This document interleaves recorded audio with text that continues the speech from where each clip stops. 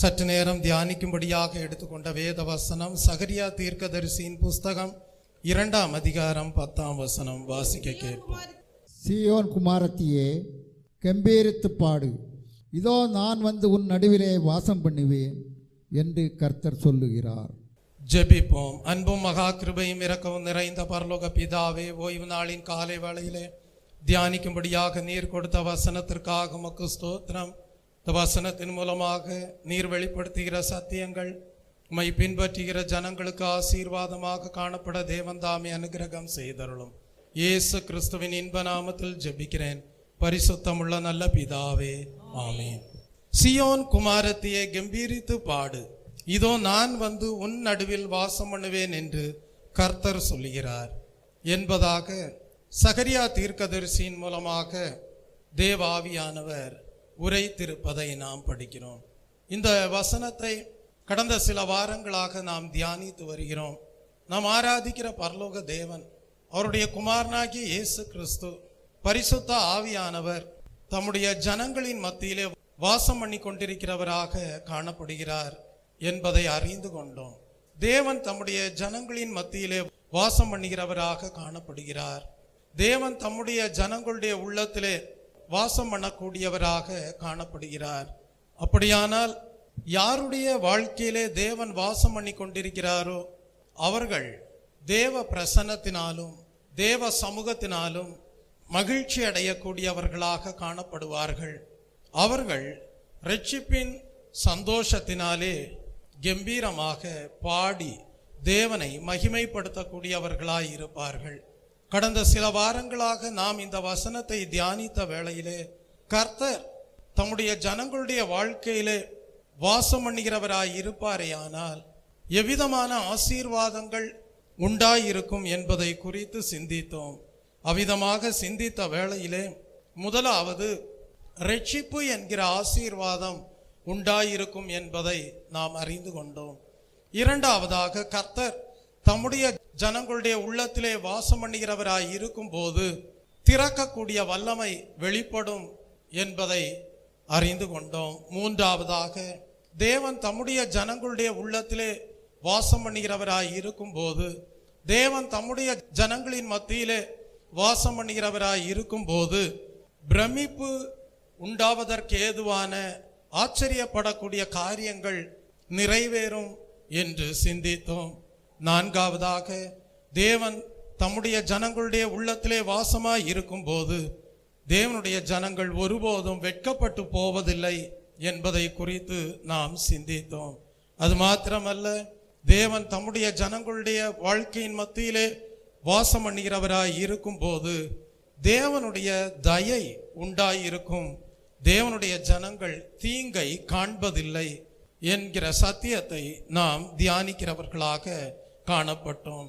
அது மாத்திரமல்ல, தேவன் தம்முடைய ஜனங்களின் மத்தியிலே வாசம் பண்ணுகிறவராய் இருக்கும் போது தேவன் வல்லமையுள்ளவராக காணப்படுவார். அவருடைய வல்லமை தேவனுடைய ஜனங்களுக்கு எவ்விதமாக ஆசீர்வாதமாக காணப்படும் என்பதை குறித்து சிந்தித்தோம்.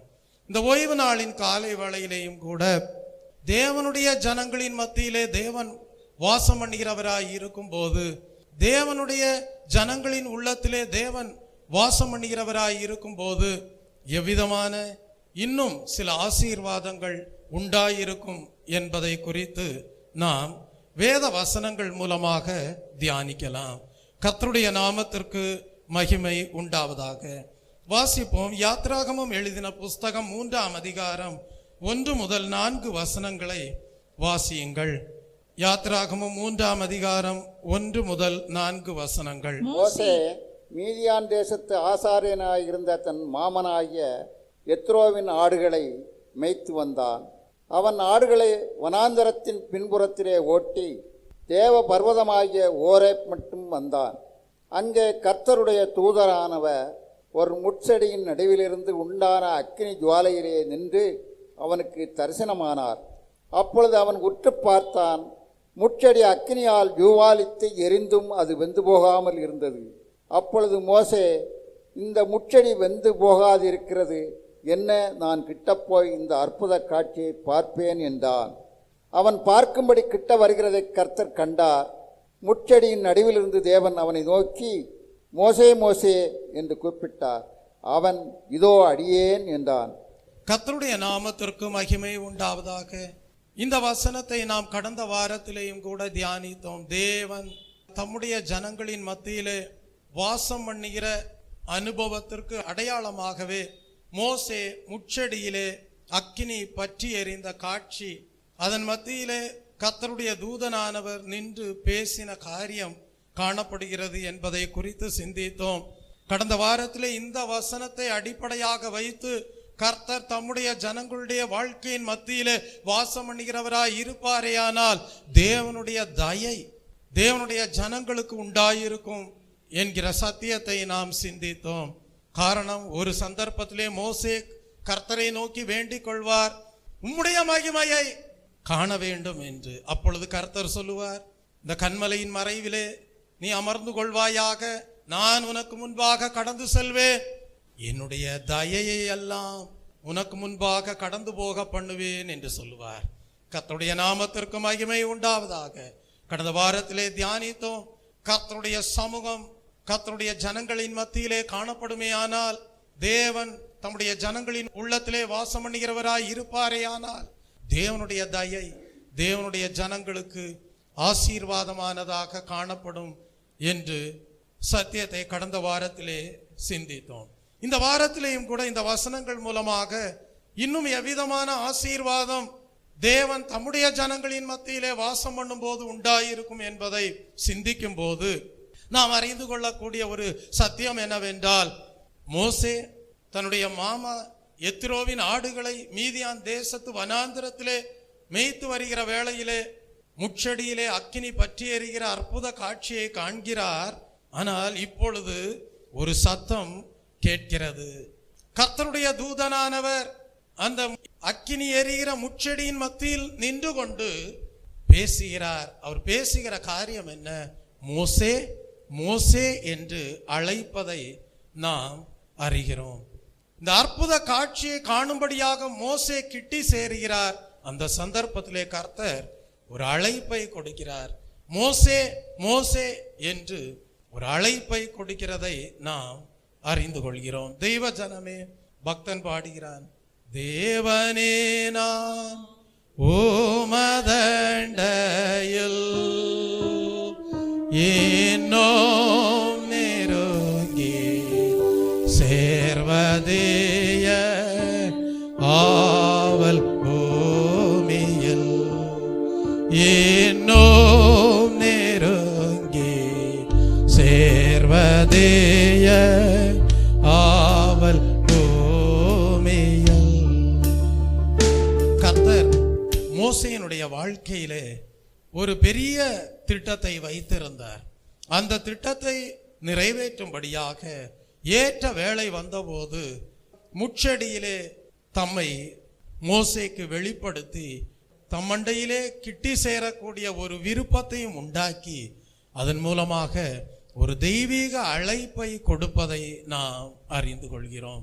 தெய்வ ஜனமே, தேவன் உங்கள் நடுவிலே வாசம் பண்ணுகிறவராய் இருப்பாரே ஆனால், தேவன் உங்களை தேவ சமூகத்துக்கு நேராக கிட்டி சேர பண்ணும்படியாக வழிநடத்தி தேவ பிரசன்னத்தையும் தேவனுடைய சத்தத்தையும் உங்களுடைய வாழ்க்கையிலே கேட்கும்படியாக செய்கிறார் என்றால், ஒன்றை அறிந்து கொள்ளுங்கள், உங்களுடைய வாழ்க்கையிலே தேவனுக்கென்று பணி செய்யும்படியான அழைப்பு உண்டாகி இருக்கிறது என்பதை அறிந்து கொள்வீர்களாக. ஆம் தெய்வ பிள்ளைய, அந்நாள் வரைக்கும் மோசேக்கு தெரியவில்லை தேவனுக்கு தன்னுடைய வாழ்க்கையிலே ஒரு பெரிய தெய்வீக அழைப்பும் திட்டமும் நோக்கமும் உண்டாயிருக்கிறது என்பதை மோசே அறிந்திருக்கவில்லை. ஆனால் கர்த்தர் மோசேயை வழிநடத்தக்கூடியவராய் இருந்தார். ஏற்ற வேளை வந்தபோது பெயர் சொல்லி அழைக்கிற நம்முடைய தேவன் மோசேயும் கூட பெயர் சொல்லி அழைத்தார். தெய்வ ஜனமே, இந்த காலை வேளையிலேயும் கூட உங்கள் ஒவ்வொருவருடைய வாழ்க்கையிலேயும் தேவனுக்கென்று ஒரு திட்டம் உண்டு, தேவனுக்கென்று ஒரு நோக்கம் உண்டு, தேவனுக்கென்று நீங்கள் பணிகளை செய்யும்படியாக உங்களுக்கும் தேவனுடைய அழைப்பு உண்டாயிருக்கிறது. அதற்காகவே தேவன் தம்முடைய சமூகத்திற்கு நேராக உங்களை கிட்டி சேர பண்ணி இருக்கிறார் என்பதை நீங்களும் உறுதிப்படுத்திக் கொள்வீர்களாக. இயேசு கிறிஸ்து இந்த பூமியிலே கடந்து வந்த நோக்கத்தை குறித்து நாம் படிக்கும்போது அநேக காரியங்கள் வேதாகமத்திலே சொல்லப்பட்டிருக்கிறது. பாவிகளை ரட்சிக்கும்படியாக கிறிஸ்து இயேசு உலகத்திலே தோன்றினார் என்று படிக்கிறோம். இழந்து போனதை தேடவும் ரட்சிக்கவுமே மனுஷகுமாரன் உலகத்திலே வந்தார் என்று படிக்கிறோம். பிசாசின் கிரியைகளை அழிக்கும்படிக்கே தேவனுடைய குமாரன் பூமிக்கு வந்தார் என்று சொல்லப்பட்டிருக்கிறது. சத்தியத்தை குறித்து சாட்சி கொடுக்கும்படியாக இயேசு கிறிஸ்து இந்த பூமிக்கு வந்தார் என்று எழுதப்பட்டிருக்கிறது.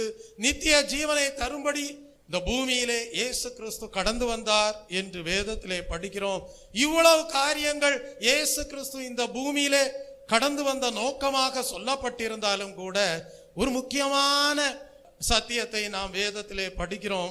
வாசியுங்கள். லூக்கா எழுதின சுவிசேஷ புஸ்தகம் 12ஆம் அதிகாரம் 49ஆம் வசனத்தை படிக்கும் போது இயேசு கிறிஸ்து சொல்கிறார், பூமியின் மேல் அக்கினியை போட வந்தேன், அது இப்பொழுதே பற்றி எரிய வேண்டும் என்று விரும்புகிறேன் என்று குறிப்பிட்டிருப்பதை நாம் படிக்கிறோம். கர்த்தருடைய நாமத்திற்கு மகிமை உண்டாவதாக. பூமியின் மேல் அக்கினியை போட வந்தேன் என்று சொன்னாரே, இந்த அக்கினி எப்படிப்பட்ட தன்மை உள்ளது? கடந்த வாரத்திலே தியானித்தோம். இந்த அக்கினி அழிவை கொண்டு வரக்கூடிய அக்கினி அல்ல. இந்த அக்கினி பரலோக தேவனுடைய அக்கினி. இந்த அக்கினி என்ன செய்கிறது? தேவனுடைய ஜனங்களுடைய வாழ்க்கையிலே தேவனுடைய வல்லமையை கொண்டு வருகிறது. இந்த பரலோக பரிசுத்த அக்கினி தேவ ஜனங்களுடைய வாழ்க்கையிலே என்ன செய்கிறது?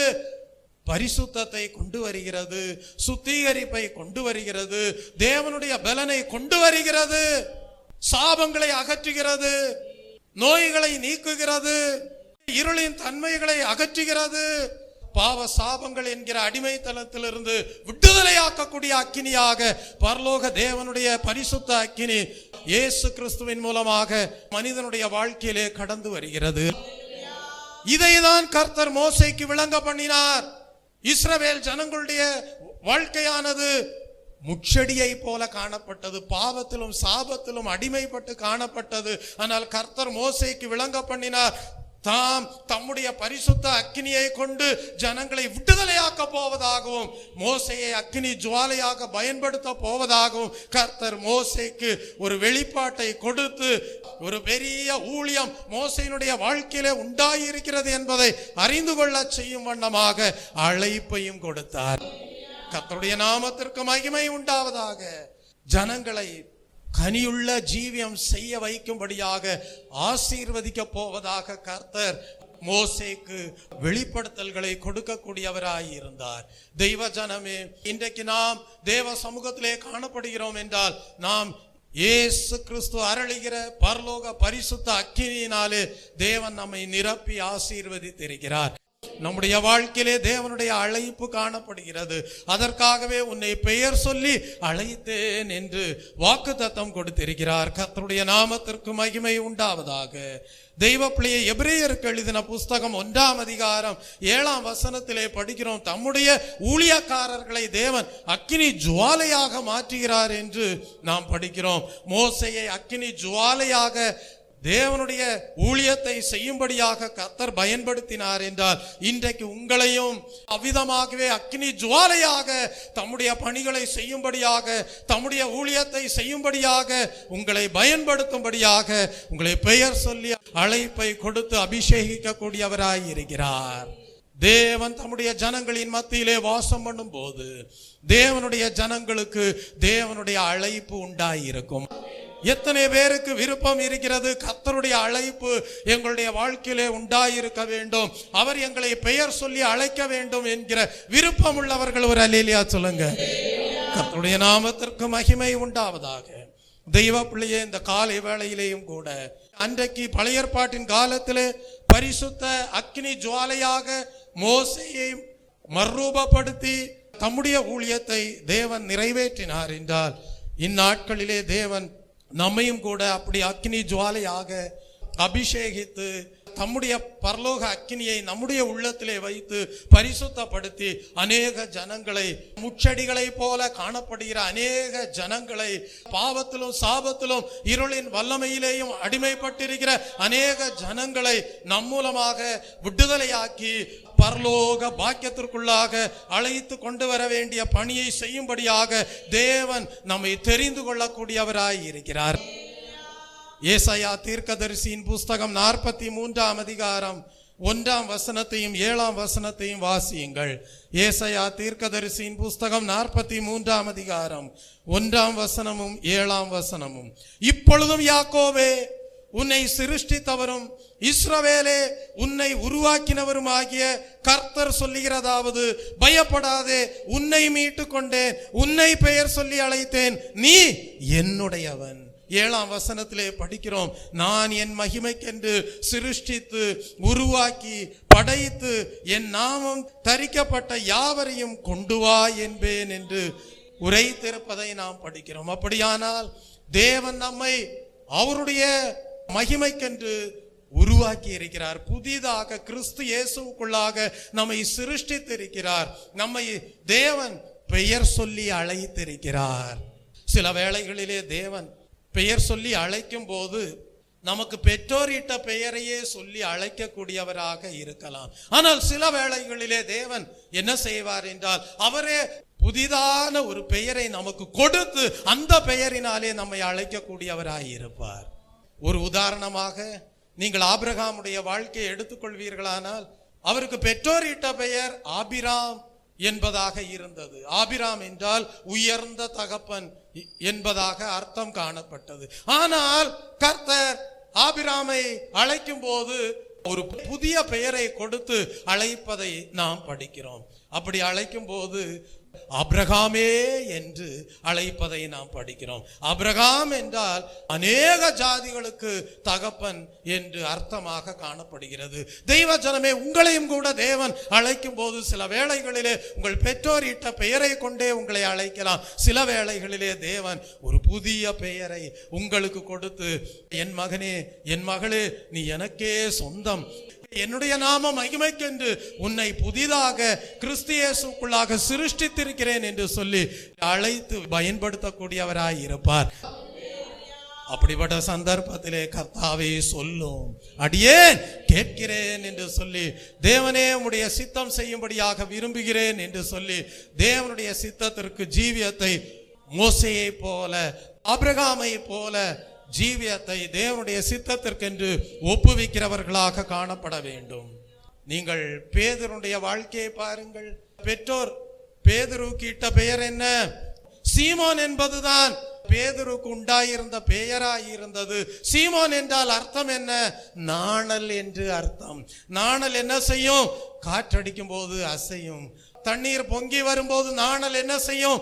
அசையும். ஒரு அசைகிற ஜீவியம் செய்கிற அனுபவத்திலே தான் சீமோனுடைய வாழ்க்கை காணப்பட்டது. ஆனால் கர்த்தர் என்ன செய்தார்? இனி உன்னுடைய பெயர் சீமோன் என்றல்ல, கேபா என்று பெயரை கொடுத்தார். கேபா என்றால் பேதுரு என்று அர்த்தம். பேதுரு என்றால் பாறை. நீ அசைக்கப்படுவதில்லை, அசையாத ஜீவியம் செய்வாய் என்பதாக தேவன் சீமோனுடைய வாழ்க்கையை ஆசீர்வதிக்க கூடியவராய் இருந்தார். தெய்வ பிள்ளையே, சில வேளைகளிலே தேவன் பெற்றோரிட்ட பெயரை வைத்து அழைக்கக்கூடியவராய் இருக்கலாம். ஆனால் சில வேளைகளிலே தேவன் ஒரு புதிய பெயரை ஆசீர்வாதமாக கொடுத்து அழைக்கக்கூடியவராய் இருப்பார். நீங்களும் விரும்ப வேண்டும், தேவனே, நீர் எங்கள் மத்தியிலே வாசமாய் இருக்கும் போது, நீர் எங்கள் உள்ளத்திலே வாசம் பண்ணி கொண்டிருக்கும் போது உம்முடைய அழைப்பை நாங்கள் பெற்றுக்கொள்ளும்படியாக பெயர் சொல்லி அழைத்தருளும் என்று ஜெபிக்கிறவர்களாய் இருக்க வேண்டும். ஆம் தெய்வ பிள்ளையே, அவர் பெயர் சொல்லி அழைக்கிறார் என்றால் அதனுடைய அர்த்தம் என்ன? தேவன் உங்கள் மீது மிகவும் அன்புள்ளவராய் இருக்கிறார் என்று அர்த்தம். அன்பு கூறுவேன், இன்னும் அதிகமாய் ஆராதிப்பேன், இன்னும் ஆர்வமாய் அன்பு கூறுவேன், இன்னும் அதிகமாய் ஆராதிப்பேன், இன்னும் ஆர்வமாய் உம்மை முழு உள்ளத்தோடு ஆராதிப்பேன், முழு பலத்தோடு அன்பு கூறுவேன். ஆராதனை ஆராதனை ஆராதனை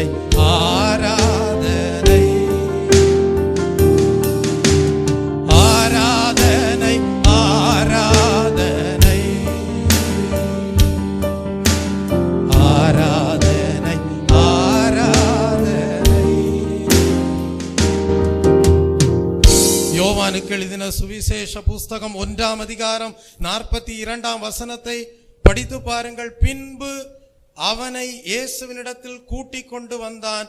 இயேசு அவனை பார்த்து, நீ யோனாவின் மகனாகிய சீமோன், நீ கேபா என்று அழைக்கப்படுவாய் என்றார். கேபா என்பதற்கு பேதுரு என்று அர்த்தமாம். பேதுரு என்றால் பாறை.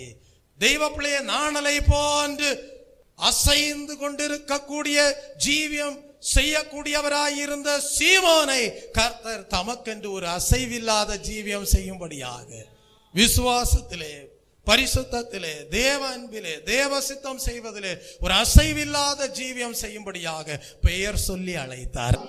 நீ எனக்கே சொந்தம் என்று சொன்னார். தெய்வ பிள்ளையே, உங்களுடைய வாழ்க்கையிலையும் கர்த்தர் பெயர் சொல்லி அழைக்கும் போது அறிந்து கொள்ளுங்கள், தேவன் உங்கள் மீது மிகவும் அன்புள்ளவராய் இருக்கிறார் என்று. அவருடைய அன்பிற்கு பாத்திரவான்களாக நீங்கள் காணப்படும்படியாக என்ன செய்ய வேண்டும்? தேவனே, உம்மையே நான் நேசிக்கிறேன், உம்மையே நான் நேசிக்கிறேன், உம்மையே நான் நேசிக்கிறேன், உம் சித்தம் செய்ய இதோ வருகிறேன் என்று சொல்லி ஜீவியத்தை தேவனுடைய பணி செய்யும்படியாக ஒப்பு கொடுக்க வேண்டும். மோசையை போல வாழ்க்கையை சமர்ப்பணம் செய்ய வேண்டும். ஆபிரகாமை போல அழைப்பிற்கு கீழ்ப்படிய வேண்டும். பேதுருவை போல தேவனுடைய அபிஷேகத்திற்கு இடம் கொடுத்து சாட்சியாக மாற வேண்டும். கர்த்தருடைய நாமத்திற்கு மகிமை உண்டாவதாக. ஏசாயா தீர்க்கதரிசியின் புஸ்தகம் 40ஆம் அதிகாரம் 26ஆம் வசனத்தை படிக்கும் போது, ஏசாயா தீர்க்கதரிசியின் புஸ்தகம் 40ஆம் அதிகாரம் 26ஆம் வசனம், உங்கள் கண்களை ஏறெடுத்து பாருங்கள், அவைகளை சிருஷ்டித்தவர் யார்? அவர் அவைகளின் சேனையை இலக்கத்திட்டமாய் புறப்பட பண்ணி அவைகளையெல்லாம் பேர் பேராக அழைக்கிறவராமே. அவருடைய மகாபலத்தினாலும் அவருடைய மகா வல்லமையினாலும் அவைகளில் ஒன்றும் குறையாமல் இருக்கிறது என்று படிக்கிறோம். அப்படியானால் தெய்வ பிள்ளையே, நம்முடைய கண்களை நாம் ஏறெடுத்து பார்க்கும் போது தேவனால் சிருஷ்டிக்கப்பட்டவைகளை தேவன் என்ன செய்கிறார்? பெயர் சொல்லி அழைக்கிறவராய் இருக்கிறார். அது எதை காட்டுகிறது? தேவன் தம்மால் சிருஷ்டிக்கப்பட்ட மனிதன் மீது அன்புள்ளவராய் இருக்கிறார் என்பதை காட்டுகிறது. நாம் புதிதாக மறுபடியுமாக பிறந்து கிறிஸ்து இயேசுக்குள்ளாக தேவனுடைய சாயலின் பரிபூரணத்தை அடையும்படியாக தேவனாலே உருவாக்கப்பட்ட ஜனங்கள். நாம் தேவனுடைய விசேஷித்த அன்பிற்கு பாத்திரவான்கள்.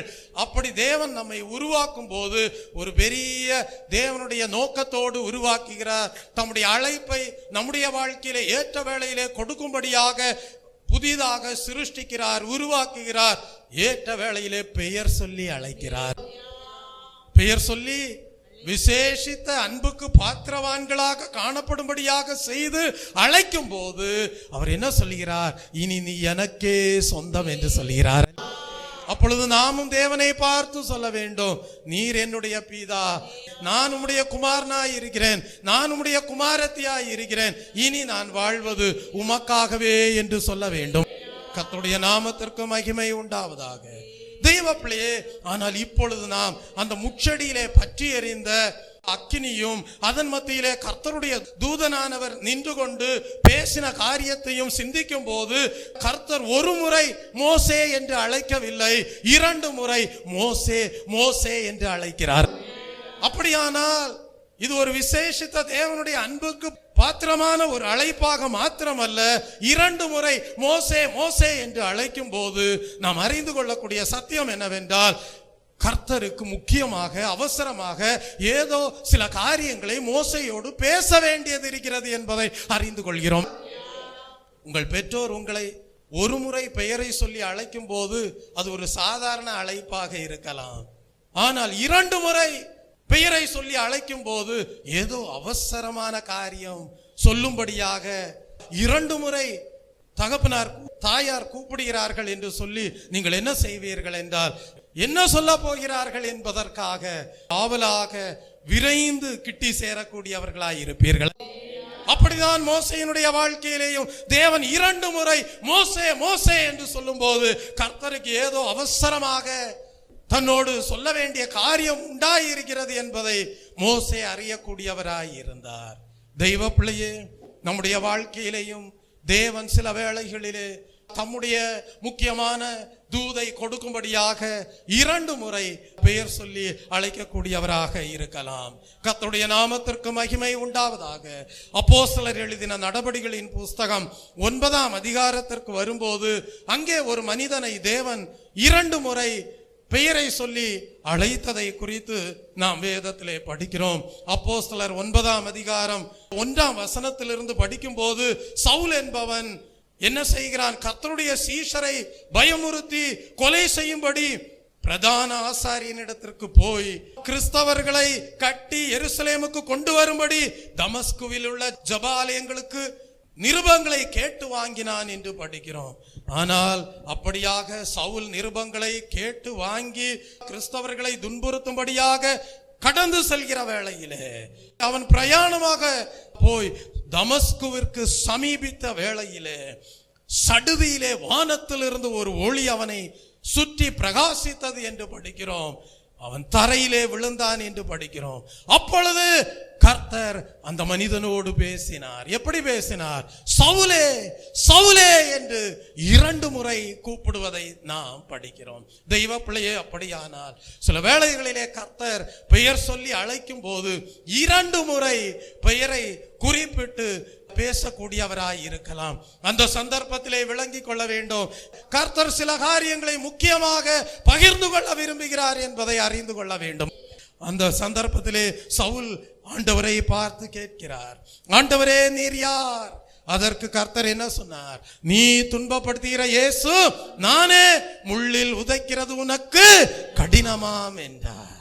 தெய்வ ஜனமே, அப்படியானால் அந்த சந்தர்ப்பத்திலே சவுலுக்கு கர்த்தர் விளங்க பண்ணினார் தான் ஜீவனுள்ள தேவன் என்பதையும், தம்முடைய ஜனங்களை தொடுகிறவன் தன்னுடைய கண்மணியை தொட்டான் என்பதையும் விளங்க பண்ணக்கூடியவராய் இருந்தார்.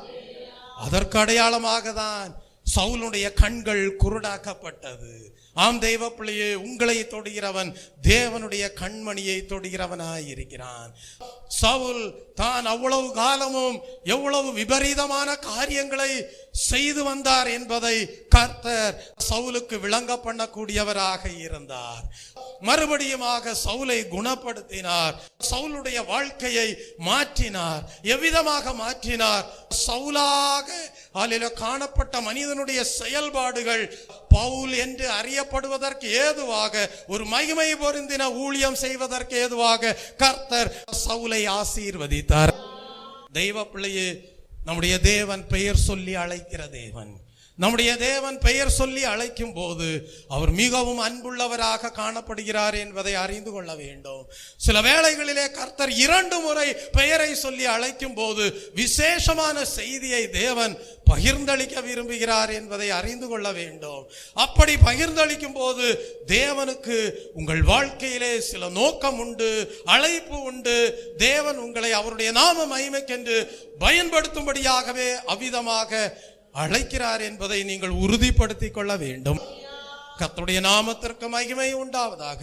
யோவான் எழுதின சுவிசேஷ புஸ்தகம் 1ஆம் அதிகாரம் 9ஆம் வசனத்திலே படிக்கிறோம், உலகத்தில் வந்து எந்த மனுஷனையும் பிரகாசிப்பிக்கிற ஒளியே அந்த மெய்யான ஒளி என்று. ஆம், இயேசு கிறிஸ்து மெய்யான ஒளியாய் இருக்கிறார். அந்த ஒளி சவுலை சந்தித்த போது சவுலுடைய வாழ்க்கை மாறினது. தெய்வ பிள்ளையே, சில வேளைகளிலே அநேகர் துக்கப்படுகிறார்கள். சட்டங்கள் சமுதாயத்திலே துன்மார்க்கமாக வாழ்கிற மனிதர்களை சீர்திருத்த முடியவில்லையே என்று துக்கப்படுகிறவர்களாய் இருக்கிறார்கள். தெய்வ பிள்ளையே, கொடிய கொலை பாதகங்களை செய்கிறவர்களை சட்டங்கள் சீர்படுத்த முடியவில்லையே என்று அங்கலாய்க்கக்கூடியவர்களாய் இருக்கிறார்கள். தெய்வ பிள்ளையே, சவுலுடைய வாழ்க்கையை யாராலும் மாற்ற முடியவில்லை. கொலை செய்வது, கிறிஸ்தவர்களை துன்பப்படுத்துவது, ஆலயங்களை தாக்குவது, இது போன்ற தேவனுக்கு பிரியம் இல்லாத காரியங்களை செய்து வந்தார். ஆனால் சட்டத்தால் செய்ய முடியாததை மெய்யான ஒளியாகிய இயேசு கிறிஸ்து நிறைவேற்றக்கூடியவராய் இருந்தார். கர்த்தருடைய நாமத்திற்கு மகிமை உண்டாவதாக. ஆகவேதான் யோவான் குறிப்பிடுகிறார் அவ்விதமாக, உலகத்தில் வந்து எந்த மனுஷனையும், சட்டமும் சமுதாயமும் மாற்ற முடியாத கொலை பாதகர்களையும் கூட மறுரூபப்படுத்தி மாற்றக்கூடிய வல்லமையுள்ள ஒளியாக, மெய்யான ஒளியாகிய இயேசு கிறிஸ்து இருக்கிறார் என்று நாம் படிக்கிறோம். உலகத்தில் வந்து எந்த மனுஷனையும் பிரகாசிப்பிக்கிற ஒளியே அந்த மெய்யான ஒளி. நம்மையும் அந்த மெய்யான ஒளி சந்தித்தது. நாம் கடந்து வந்த பாதைகளை திரும்பி பார்க்கும்போது எவ்வளவாக அந்த மெய்யான ஒளி வல்லமையாக நம்முடைய வாழ்க்கையிலே பிரகாசித்து நம்மையும் அருரூபப்படுத்தி இன்றைக்கு ஜீவ வசனத்தை பிடித்து கொண்டு சுடராக பிரகாசிக்க வைத்திருக்கிறது என்பதற்கு நாம் சாட்சியாய் இருக்கிறோம். கர்த்தர் அப்படிதான் சவுலுடைய வாழ்க்கையை மாற்றினார். தெய்வ பிள்ளையே, எந்த ஒரு மனிதனாலும் மாற்ற முடியாத சூழ்நிலையிலே காணப்பட்ட சவுலுடைய வாழ்க்கையை தேவனுடைய ஒளி இயேசு கிறிஸ்துவாக சந்தித்து ஒரு பெரிய மாற்றத்தை சவுலுடைய வாழ்க்கையிலே கொண்டு வந்ததை நாம் அறிந்து கொள்கிறோம். தெய்வ ஜனமே, இன்றைக்கு நீங்கள் சில வேளைகளிலே ஜெபித்து வரலாம், எங்கள் குடும்பத்தில் உள்ளவர்களை மெய்யான ஒளி சந்திக்க வேண்டும் என்று, என்னுடைய கணவனாரை மெய்யான ஒளி சந்திக்க வேண்டும் என்று ஜெபித்து வரலாம், என்னுடைய மனைவியை மெய்யான ஒளி சந்திக்க வேண்டும் என்று ஜெபித்து வரலாம், எங்களுடைய பிள்ளைகளை மெய்யான ஒளி சந்திக்க வேண்டும் என்று ஜெபித்து வரலாம். உங்களுடைய ஜெபம் வீண் போவதில்லை. ஏற்ற வேளையிலே கர்த்தர் என்ன செய்வார் என்றால் தம்மை அறிந்து கொள்ளும்படியாக செய்வார். அன்றைக்கு நீங்கள் அறிந்து கொள்வீர்கள் உங்கள் ஜெபங்கள் வீண் போகவில்லை என்று. தேவன் ஒவ்வொன்றிற்கும் காலங்களை வைத்திருக்கிறார். தேவன் ஒவ்வொன்றிற்கும் நேரத்தை வைத்திருக்கிறார். அவருடைய சரியான நேரத்திலே கர்த்தர் என்ன செய்வார் என்றால் தம்முடைய முகத்தை பிரகாசிப்பிக்க பண்ணி கிருபையை பொழிந்தருளுவார். தம்முடைய முகத்தை பிரசன்னமாக்கி அவருடைய சமாதானத்தை அருளி செய்வார். கர்த்தருடைய நாமத்திற்கு மகிமை உண்டாவதாக. அந்நாள் வரைக்கும் பெற்றிராத தேவ சமாதானத்தையும் தேவ கிருபையையும் சவுல் தன்னுடைய ஜீவியத்திலே பெற்றுக்கொண்ட போது எந்த ஜனங்களை துன்புறுத்தக்கூடியவராக காணப்பட்டாரோ அந்த ஜனங்களுக்காக சாட்சியாக வாழக்கூடியவராக மாறினார். புறஜாதிகளுக்கும் அந்த மெய்யான ஒளியை, இயேசுவை இருளிலே இருந்த ஜனங்களின் மத்தியிலேயும் பிரகாசிப்பிக்கிற ஊழியத்தை நிறைவேற்றுகிறவராக காணப்பட்டார். கர்த்தருடைய நாமத்திற்கு மகிமை உண்டாவதாக. தெய்வ ஜனமே, 2 முறை அழைத்தார், சவுலே சவுலே. ஆம் தெய்வ பிள்ளை, அந்த அழைப்பிலே தேவனுடைய ஊழியத்தின் திட்டங்கள் காணப்பட்டது. தெய்வ ஜனமே, லூக்கா எழுதின சுவிசேஷ புஸ்தகம் 10ஆம் அதிகாரம் 41ஆம் வசனத்திற்கு வரும்போது அங்கே ஒரு பெண்ணை கர்த்தர் பார்த்து 2 முறை அழைப்பதை நாம் வேதத்திலே படிக்கிறோம். லூக்கா 10ஆம் அதிகாரம் 41ஆம் வசனம். அந்த பெண்ணினுடைய பெயர் என்ன? மார்த்தாள் என்பதை அறிந்து கொள்கிறோம். வாசியுங்கள். இயேசு அவளுக்கு பிரதியுத்தரமாக, மார்த்தாளே மார்த்தாளே, நீ அநேக காரியங்களை குறித்து கவலைப்பட்டு கலங்குகிறாய், தேவையானது ஒன்றே. மரியாள் தன்னை விட்டு எடுபடாத நல்ல பங்கை தெரிந்து கொண்டாள் என்று படிக்கிறோம். தெய்வ பிள்ளையே, லூக்கா 10ஆம் அதிகாரம் 41ஆம் வசனம். இங்கேயும் இயேசு கிறிஸ்து 2 முறை பெயர் சொல்லி அழைப்பதை நாம் படிக்கிறோம். அப்படியானால் ஒரு முக்கியமான செய்தியை அறிவிக்கும்படியாக இயேசு கிறிஸ்து விரும்பினார் என்பதை நாம் அறிந்து கொள்கிறோம். இயேசு கிறிஸ்து மார்த்தாள், மரியாள், லாசரு இருந்த வீட்டிற்கு கடந்து செல்கிறார். அந்த வேளையிலே மரியாள் என்ன செய்கிறாள் என்றால், இயேசு கிறிஸ்துவுடைய வாயிலிருந்து புறப்பட்டு வரக்கூடிய வார்த்தைகள் என்னவாய் இருக்கும் என்பதை அறிந்து கொள்ளும்படியாக இயேசு கிறிஸ்துவுடைய பாதத்திலே வீற்றிருக்கக்கூடியவளாய் இருக்கிறாள். ஆனால் மார்த்தாளோ என்ன செய்கிறாள் என்றால், பலவிதமான பணிவிடைகளை செய்வதற்கு முக்கியத்துவம் கொடுத்து சமயத்தை, காலத்தை அறிந்து கொள்ளாதவளாக, முக்கியமான நேரம், அந்த நேரத்தை எதற்கு பயன்படுத்த வேண்டும் என்பதை சிந்திக்காதவளாக காணப்பட்டதை நாம் அறிந்து கொள்கிறோம். தெய்வ ஜனமே, அந்த சந்தர்ப்பத்திலே தான் கர்த்தர் மார்த்தாளோடு பேசுகிறாள்.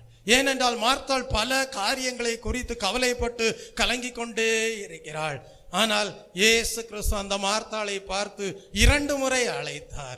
மார்த்தாளே மார்த்தாளே என்று அழைத்தார். அப்படியானால் ஒரு முக்கியமான செய்தியை சொல்லும்படியாக இயேசு கிறிஸ்து விரும்பினார். அந்த செய்தி என்ன? மார்த்தாளே, நீ அநேக காரியங்களை குறித்து கவலைப்பட்டு கலங்குகிறாய், தேவையானது ஒன்றே. மரியாள் தன்னை விட்டு எடுபடாத நல்ல பங்கை தெரிந்து கொண்டாள் என்று சாட்சி கொடுப்பதை, மரியாளை குறித்து சாட்சி கொடுப்பதை நாம் படிக்கிறோம். இதிலிருந்து தெய்வ ஜனங்களே, நீங்களும் அறிந்து கொள்ள வேண்டிய ஒரு சத்தியம் உண்டு. அது என்ன? ஓய்வு நாளை பரிசுத்தமாக ஆசரிப்பீர்களாக, தேவ பிரசன்னத்திற்கு கொடுக்க வேண்டிய கனத்தை கொடுப்பீர்களாக, தேவ சமூகத்திற்கு கொடுக்க வேண்டிய முக்கியத்துவத்தை தேவ சமூகத்திற்கு கொடுப்பீர்களாக, வீட்டு வேலைகளை செய்வதற்கு, சமையல் செய்வதற்கு, காலம் இருக்கிறது. ஆனால் இயேசு கிறிஸ்து வீட்டிற்குள்ளே காணப்படுகிறார். அந்த சமயத்தை வீட்டு வேலைகளை செய்வதற்கா முக்கியத்துவம் கொடுக்க வேண்டும்? ஆவிக்குரிய மன்னாவை பெற்றுக்கொள்வதற்கல்லவா முக்கியத்துவம் கொடுக்க வேண்டும்? உள்ளான மனிதன் பலனடையும்படியாக ஆத்தும ஆகாரத்தை தேவனிடத்திலிருந்து பெற்றுக்கொள்வதற்கல்லவா முக்கியத்துவம் கொடுக்க வேண்டும்? அந்த சமயத்தை முக்கியத்துவம் எதற்கு கொடுக்க வேண்டும் என்று அறியாமல் காணப்பட்ட மார்த்தாளை பார்த்துதான் கர்த்தர் சொன்னார், மார்த்தாளே மார்த்தாளே, நீ அநேக காரியங்களை குறித்து கவலைப்பட்டு கலங்குகிறாய். தேவையானது ஒன்று. தான் வீட்டிற்கு கடந்து வந்திருக்கும் போது ஆன்மீக மன்னாவை பெற்றுக்கொள்வதற்கு முக்கியத்துவம் கொடுக்க வேண்டுமே அன்றி வேறு எந்த பல காரியங்களுக்கும் முக்கியத்துவம் கொடுக்க கூடாது என்பதை செய்தியை கற்றுக் கொடுக்கக்கூடியவராய் இருந்தார்.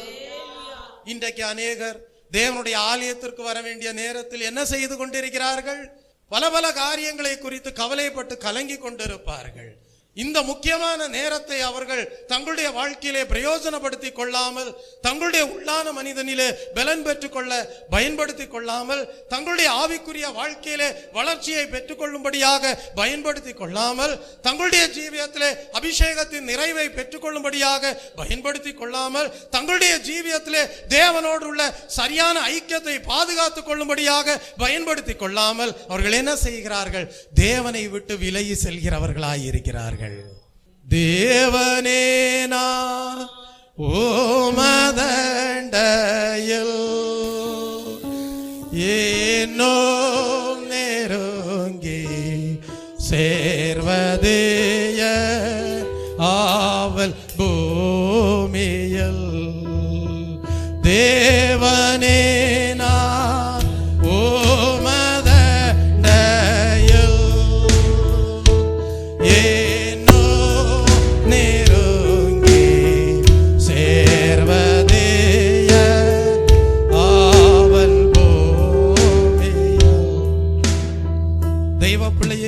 அப்படியானால் சவுலுக்கு அழைப்பை கொடுத்த தேவன், சவுலுடைய வாழ்க்கையை தம்மோடு கிட்டி சேர பண்ணின தேவன், மார்த்தாளை பெயர் சொல்லி அழைத்த தேவன், ஜீவியத்தை தன்னோடு ஐக்கியப்படுத்துவதற்கு முக்கியத்துவம் கொடுக்க வேண்டும் என்கிற செய்தியை சொல்லி ஜீவியத்திலே தவறான கவலைகளோ பாரங்களோ இருக்கக்கூடாது என்று அறிவுரை கொடுத்த தேவன் இன்றைக்கு நம்மத்திலேயும் உலாவி வருகிறார். நம்மத்திலேயும் வாசம் பண்ணுகிறவராய் இருக்கிறார். நம்முடைய உள்ளத்திற்குள்ளும் வாசம் பண்ணுகிறவராய் இருக்கிறார். அறிந்து கொள்ள வேண்டும், தேவன் நம் உள்ளத்திலே வாசம் பண்ணுகிறவராய் இருக்கும் போது, தேவன் நம்மத்திலே வாசம் பண்ணுகிறவராய் இருக்கும் போது நமக்கு ஒரு ஆசீர்வாதம் உண்டு. அந்த ஆசீர்வாதம் என்ன? அவருடைய ஊழியத்தை செய்யும்படியான அழைப்பை பெற்றுக்கொள்ளக்கூடிய ஆசீர்வாதம். பாட வேண்டும். அழைத்தீரே இயேசுவே அன்போடு என்னை அழைத்தீரே, அழைத்தீரே இயேசுவே அன்போடு என்னை அழைத்தீரே, ஆண்டவர் சேவையிலே மரிப்பேனே ஆயத்தமானே தேவே.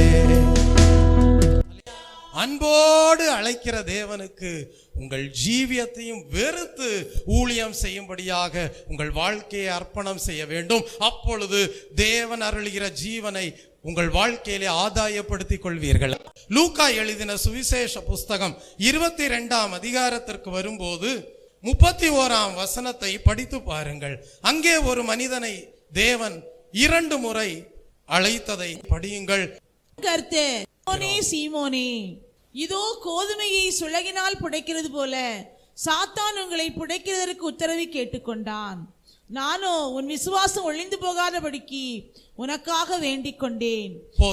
லூக்கா 22ஆம் அதிகாரம் 31ஆம் வசனம். இயேசு கிறிஸ்து ஒரு மனிதனை 2 முறை அழைக்கிறார்.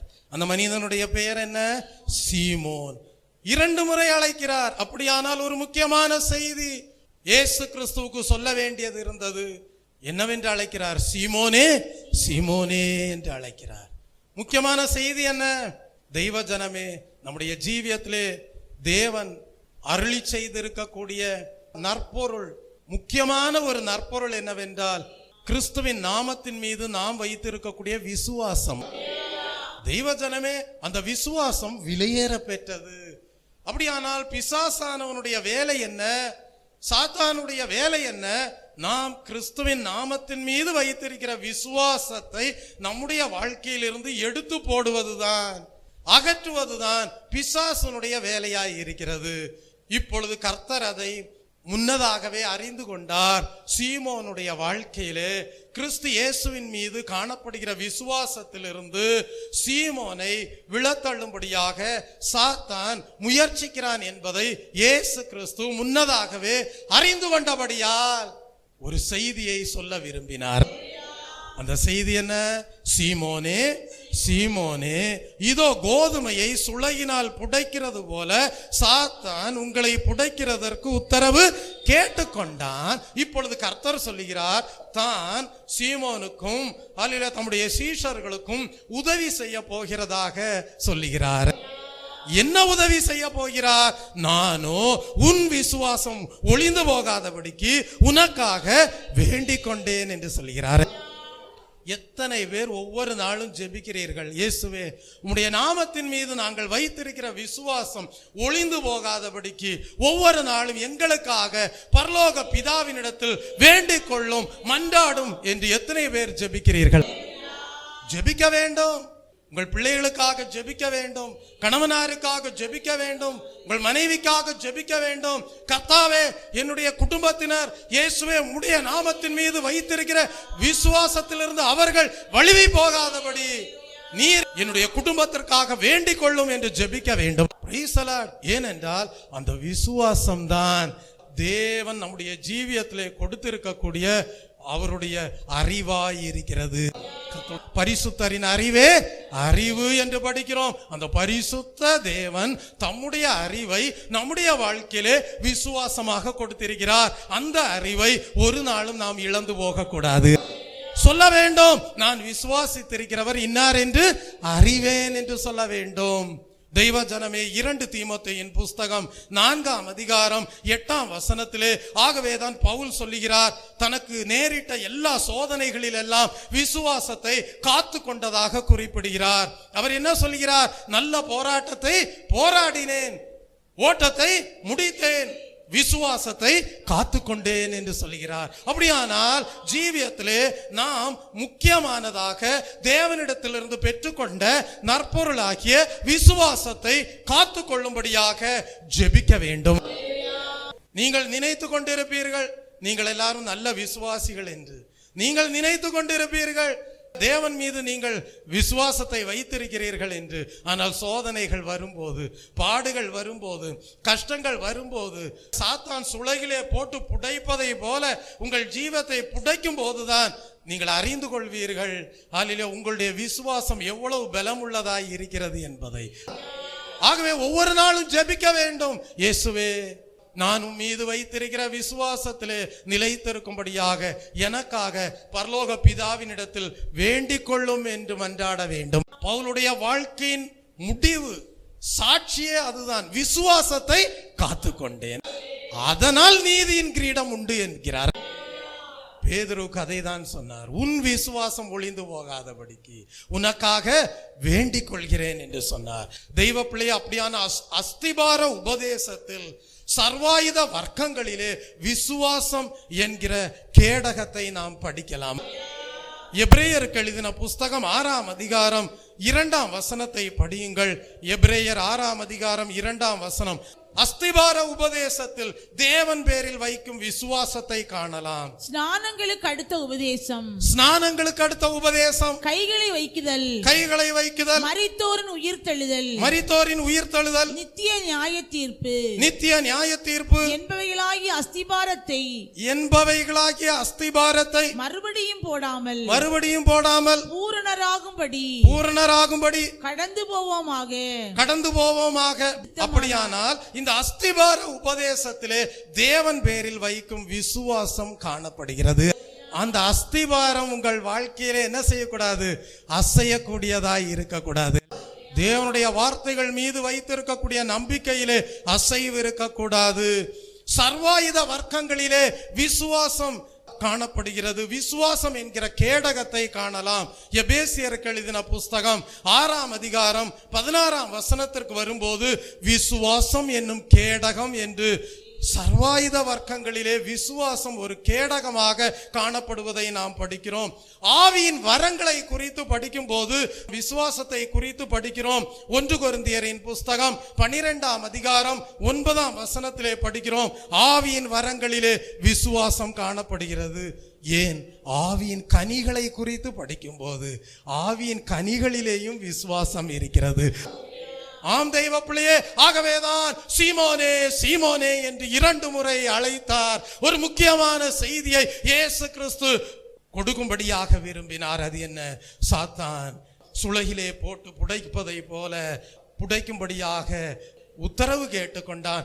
என்றாலும் உன் விசுவாசம் ஒளிந்து போகாதபடிக்கு உனக்காக வேண்டிக் கொள்கிறேன் என்று சொன்னார். ஆவியின் கனிகளை இழந்து போகாதபடி உனக்காக வேண்டிக் கொள்கிறேன் என்று சொன்னார். விசுவாசம் என்னும் கேடகம் சர்வாயுத வர்க்கத்தை இழந்து போகாதபடிக்கு வேண்டிக் கொள்கிறேன் என்று சொன்னார். அஸ்திபார உபதேசத்திலே காணப்படுகிற விசுவாசத்திலே தள்ளாடுதல் உண்டாகாதபடி வேண்டிக் கொள்கிறேன் என்று சொன்னார். நீதியின் கிரீடத்தை பெற்றுக் கொள்ளும்படியாக ஆசீர்வதிக்கிறேன் என்றார். தெய்வ பிள்ளையே, இந்த ஓய்வு நாளின் காலை வேளையிலையும் தேவன் உங்களையும் மகனே மகனே என்று அழைக்கும் போது, மகளே மகளே என்று அழைக்கும் போது, பெயர் சொல்லி அழைக்கும் போது ஒரு முக்கியமான செய்தியை தேவன் உங்களுக்கு கொடுக்க விரும்புகிறார் என்பதை அறிந்து நீங்களும் என்ன செய்ய வேண்டும் என்றால் விசுவாசத்தை காத்துக் கொள்கிறவர்களாய் இருக்க வேண்டும். தேவனிடத்தில் கிட்டி சேர்கிறவர்களாய் இருக்க வேண்டும். ஆன்மீக மன்னாவை பெற்றுக் கொள்கிறவர்களாய் இருக்க வேண்டும். உள்ளான மனிதனிலே நாளுக்கு நாள் பலன் பெற்றவர்களாக நல்ல பங்கை தெரிந்து கொண்டவர்களாய் இருக்க வேண்டும். தெய்வ பிள்ளையே, தேவன் உங்களுடைய வாழ்க்கையிலே கொடுக்கக்கூடிய ஊழியத்தை அன்பின் ஊழியமாக கருதி அதற்காக என்ன தியாகம் செய்ய வேண்டியது இருந்தாலும் அவ்விதமான தியாக வாழ்க்கைக்கு ஒப்புவித்து தேவனிடத்திலிருந்து நீதியின் கிரீடத்தை பெற்றுக்கொள்ள வேண்டும். எந்த மனுஷனையும் பிரகாசிப்பிக்கிற மெய்யான ஒளியே இயேசு கிறிஸ்து என்பதை புறஜாதிகளின் மத்தியிலேயும் அறிவித்து அநேகருடைய ஜீவியம் மறுரூபம் அடைவதற்கு ஏதுவாக உத்தம சாட்சிகளாய் விளங்க வேண்டும். கர்த்தருடைய நாமத்திற்கு மகிமை உண்டாவதாக. தெய்வ ஜனமே, கலாத்தியருக்கு எழுதின புஸ்தகம் 5ஆம் அதிகாரம் 22, 23 வசனங்களிலே படிக்கிறோம். ஆவியின் கனிகளிலே விசுவாசம் உண்டாயிருப்பதை படிக்கிறோம். ஆம் தெய்வ பிள்ளையே, உங்கள் விசுவாசத்தை சோதிக்கும்படியாக சோதனைகள் வரலாம். ஆனால் அந்த வேளையிலே உங்களுக்காக பரிந்து பேசக்கூடிய இயேசுவை நோக்கி பார்க்க வேண்டும். வேறு யாரையும் நோக்கி பார்க்க கூடாது. உங்களோடு ஓடிக்கொண்டிருந்த அநேகர் உங்களோடு கிறிஸ்துவின் நாமம் மகிமைக்கென்று உங்களோடு நடக்கவில்லையே, உங்களோடு சேர்ந்து ஓடவில்லையே, பின்மாற்றம் அடைந்து விட்டார்களே என்று சொல்லி அவர்களை நோக்கி பார்க்க கூடாது. கர்த்தர் அழைப்பை கொடுத்தார். லோத்துக்கும் லோத்தினுடைய மனைவிக்கும் குடும்பத்திற்கும் தான் அழைப்பு கொடுத்தார். ஆனால் பின்னிட்டு பார்த்த லோத்தினுடைய மனைவியை எண்ணிக்கொண்டிருந்தால் லோத்து என்ன செய்திருக்க முடியாது? ரட்சிப்பை பெற்றிருக்க முடியாது. உங்கள் குடும்பத்திலே நீங்கள் தான் உங்கள் ரட்சிப்பை பாதுகாத்துக் கொள்ள வேண்டும். நீங்கள் தான் விசுவாசத்தை துவக்குகிறவரும் முடிக்கிறவரும் ஆகிய இயேசுவையே உங்களுடைய ஜீவியத்திலே முன்வைத்து ஓட வேண்டும், பாட வேண்டும். ஓடுகிறேன் நான் ஓடுகிறேன், என் இயேசுவுக்காய் நான் ஓடுகிறேன். ஓடுகிறேன் நான் ஓடுகிறேன், என் இயேசுவுக்காய் நான் ஓடுகிறேன். அல்லேலூயா அல்லேலூயா அல்லேலூயா அல்லேலூயா அல்லேலூயா அல்லேலூயா அல்லேலூயா அல்லேலூயா. பரமழைப்பின் பந்தய பொருள் லெக்கை நோக்கி ஓடுகிறேன். Praise the Lord. பரமழைப்பின் பந்தய பொருளுக்கா நான் லெக்கை நோக்கி ஓடுகிறேன். Praise the Lord. ஓடுகிறேன் ஓடுகிறேன் ஓடுகிறேன்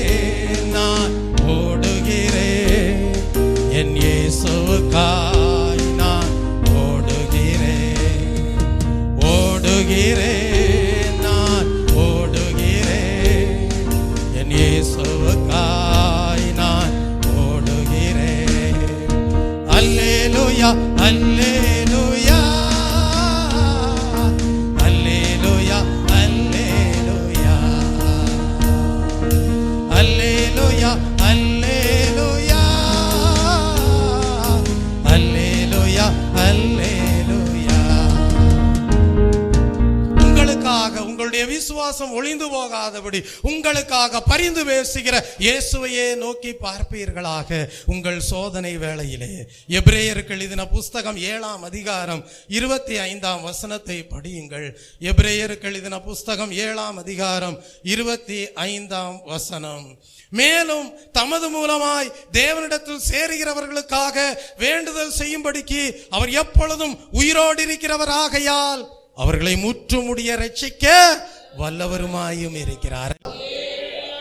நடுவழியிலே உங்களை விட்டு விட்டு செல்கிற தேவன் அல்ல நம்முடைய தேவன். நம்முடைய தேவன் முற்றுமுடிய ரட்சிக்க வல்லவராய் இருக்கிற தேவன். அவர் விசுவாசத்தை துவக்குகிறவரும் விசுவாசத்தை முடிக்கிறவருமாய் இருக்கிறார். ஆகவே விசுவாசத்திற்கு சோதனை வரும்போது நாம் யாரை நோக்கி பார்க்க வேண்டும்? இயேசுவை நோக்கி பார்க்க வேண்டும். தெய்வ ஜனமே, ரோமருக்கு எழுதின புஸ்தகம் 8ஆம் அதிகாரம் 34ஆம் வசனத்தை படித்து பாருங்கள். ரோமருக்கு எழுதின புஸ்தகம் 8ஆம் அதிகாரம் 34ஆம் வசனம். ஆக்கினைக்குள்ளாக தீர்க்கிறவன் யார்? கிறிஸ்துவே மரித்தவர், அவரே எழுந்தும் இருக்கிறவர், அவரே தேவனுடைய வலது பார்சத்திலும் இருக்கிறவர், நமக்காக வேண்டுதல் செய்கிறவரும் அவரே. அப்படியானால் உங்கள் வாழ்க்கையிலே விசுவாசத்திற்கு சோதனை வரும். அந்த சந்தர்ப்பத்திலே நீங்கள் என்ன செய்ய வேண்டும்? இயேசுவை நோக்கி பார்க்க வேண்டும். ஏன் இயேசுவை நோக்கி பார்க்க வேண்டும்? அவர்தான் உண்மையாகவே உங்களுக்காக பரலோக பிதாவினிடத்தில் பரிந்து பேசி ஜெபிக்க கூடியவராய் இருக்கிறார். அந்த பரிந்து பேசி ஜெபிக்கிற இயேசுவின் முகத்தை நோக்கி பார்க்க வேண்டும். கர்த்தாவே, உம்முடைய நாமத்தின் மீது வைத்திருக்கிற விசுவாசத்திற்கு சோதனை வந்திருக்கிறது. ஆனால் இந்த வேளையிலே நான் வலது பக்கமோ இடது பக்கமோ பார்க்க மாட்டேன், நான் உம்மையே நோக்கி பார்ப்பேன் என்று சொல்லி கர்த்தருடைய முகத்தை நோக்கி பார்க்கும் போது, கர்த்தருடைய வார்த்தைகளை நோக்கி பார்க்கும் போது, அவர் நம்முடைய வாழ்க்கையிலே கொடுத்திருக்கிற அழைப்பை சிந்திக்கும் போது, அவர் நம்முடைய வாழ்க்கையிலே கொடுத்திருக்கிற தரிசனத்தை நினைவு வரும்போது, நமக்காக கிறிஸ்து பரலோக பிதாவின் வலது பார்சத்திலே பரிந்து பேசி வேண்டுதல் செய்து கொண்டிருக்கிறார் என்பதை நாம் அறிந்து கொள்வோம்.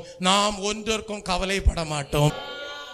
ஆம் தெய்வ பிள்ளையே, நாம் கவலைப்படுவதனாலே ஒரு முழத்தை கூட்டவோ குறைக்கவோ முடியாது. ஆனால் கிறிஸ்து நமக்காக பரிந்து பேசி ஜெபிக்கிறவராயிருக்கிறார். ஆகவேதான் சொன்னார், தாங்குவேன், ஏந்துவேன், சுமப்பேன், ஆபத்துகளுக்கு தப்புவிப்பேன் என்று சொன்னார்.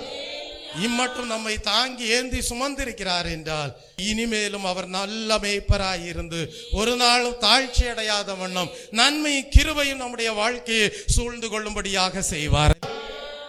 தெய்வ ஜனமே, 1 சாமுவேலுக்கு எழுதின புஸ்தகம் 3ஆம் அதிகாரம் 10ஆம் வசனத்திற்கு வரும்போது அங்கே ஒரு சிறுவனை கர்த்தர் கண்டு 2 முறை அழைப்பதை நாம் படிக்கிறோம். சாமுவேலே, சாமுவேலே என்று சொல்லி அழைப்பதை நாம் படிக்கிறோம். வாசியுங்கள். அப்பொழுது கர்த்தர் வந்து நின்று முன்போல சாமுவேலே, சாமுவேலே என்று கூப்பிட்டார். அதற்கு சாமுவேல், சொல்லும் அடியேன் கேட்கிறேன் என்றான். தெய்வ ஜனமே, தேவன் பெயர் சொல்லி அழைப்பதற்கு வயது ஒரு பொருட்டே அல்ல. வயதானவர்களையும் அழைக்கலாம், நடுத்தர வயதில் உள்ளவர்களையும் அழைக்கலாம், வாலிபர்களையும் அழைக்கலாம், சிறுவர்களையும் அழைக்கலாம். ஆகவேதான் கர்த்தர் எரேமியாவை பார்த்து சொன்னார், நீ உன்னை சிறுபிள்ளை என்று சொல்லாதே என்று சொன்னார். நான் என்னுடைய வார்த்தைகளை உன் நாவிலே கொடுப்பேன் என்று சொன்னார். தெய்வ பிள்ளையே, அப்படியானால் சாமுவேல் ஒரு சிறு பையனாக காணப்பட்டான், ஒரு சிறுவனாக காணப்படுகிறானே என்று சொல்லி தேவன் பெயர் சொல்லி அழைக்காமல் இருக்கவில்லை. கர்த்தருடைய சமூகம் யாருடைய வாழ்க்கையின் நடுவிலே இருக்கிறதோ, கர்த்தருடைய பிரசனம் யாருடைய வாழ்க்கையின் நடுவிலே இருக்கிறதோ, அங்கே தேவனுடைய அழைப்பின் சத்தமும் உண்டாயிருக்கும். தெய்வ பிள்ளையாகவேதான் இயேசு கிறிஸ்து சொன்னார், சிறு பிள்ளைகள் என்னிடத்தில் வருவதற்கு தடை பண்ணாதிருங்கள் என்று சொன்னார். இடம் கொடுங்கள் என்று சொன்னார், அவர்களை தடை பண்ணாதிருங்கள் என்று சொன்னார். காரணம், பரலோக ராஜ்யம் அவர்களுடையது என்று சொன்னார். ஏசாயா தீர்க்கதரிசியின் புஸ்தகம் 55ஆம் அதிகாரம் 13ஆம் வசனத்தை வாசித்து பாருங்கள். உன் பிள்ளைகள் எல்லாரும் கர்த்தரால் போதிக்கப்பட்டிருப்பார்கள். உன் பிள்ளைகளுடைய சமாதானம் பெரிதாயிருக்கும். எத்தனை பேர் விரும்புகிறீர்கள் உங்களுடைய பிள்ளைகளுடைய சமாதானம் பெரிதாய் இருக்க வேண்டும் என்று? எத்தனை பேர் விரும்புகிறீர்கள் உங்களுடைய பிள்ளைகள் கர்த்தரால் போதிக்கப்பட வேண்டும் என்று? Praise the Lord. சாமுவேலுக்கு கர்த்தர் போதகராக மாறினார். போதகர் வந்து விட்டார், உன்னை தான் அழைக்கிறார். 2 முறை அழைத்தார். அப்படியானால் சாமுவேலுக்கு தேவன் கொடுக்க வேண்டிய விசேஷமான செய்தி காணப்பட்டிருந்திருக்கிறது. ஆகவே தான் பிற்காலத்திலே சாமுவேலுக்கு தேவன் நல்ல ஒரு போதகராக இருந்தபடியினால்தான் மகா பெரிய தீர்க்கதரிசியாக விளங்கினார். அநேக ராஜாக்களை அபிஷேகம் பண்ணுவதற்கு ஏதுவான ஒரு வல்லமையான தீர்க்கதரிசியாக காணப்பட்டார். ஒரு மெய்யான தீர்க்கதரிசியாக காணப்பட்டார். தெய்வ ஜனமே, அப்படியானால் சாமுவேல் அவ்வளவு பெரிய ஒரு வல்லமையான தீர்க்கதரிசியாக விளங்குவதற்கு ஏதுவாக தேவனுடைய போதனை சாமுவேலுடைய வாழ்க்கையிலே எவ்விதமான பண்புகளை கொண்டு வந்திருக்கும்? சாமுவேல் மிகவும் தாழ்மையுள்ளவராக காணப்பட்டார். தாழ்மையுள்ளோருக்கு கிருபை அளிக்கிற தேவன். ஒரு சிறு பிள்ளையை போல யார் தங்களை தாழ்த்துகிறார்களோ அவர்களோடு கர்த்தர் இருக்கிறார். தெய்வ பிள்ளை, அவர்களோடு கர்த்தர் பேசுகிறார். ஆகவேதான் சாமுவேல் சொன்னார், சொல்லும் கர்த்தாவே அடியேன் கேட்கிறேன் என்று சொன்னார். ஒரு சிறு பிள்ளையை போல தாழ்மையுள்ளவர்களாக தேவ சமூகத்திலே நீ தாழ்த்துவாயானால் கர்த்தர் உன்னையும் 2 முறை அழைப்பார். சாமுவேலே சாமுவேலே என்று அழைத்த தேவன், சவுலே சவுலே என்று அழைத்த தேவன், மார்த்தாளே மார்த்தாளே என்று அழைத்த தேவன், சீமோனே சீமோனே என்று அழைத்த தேவன், விசேஷமான செய்திகளை கொடுத்த தேவன், உங்களையும் பெயர் சொல்லி அழைத்து உங்கள் மீதும் அன்பு கூர்ந்து உங்களையும் ஆசீர்வதித்து அவருடைய அழைப்பை கொடுத்து அவருக்கென்று உத்தம சீடர்களாக விளங்க செய்வார்.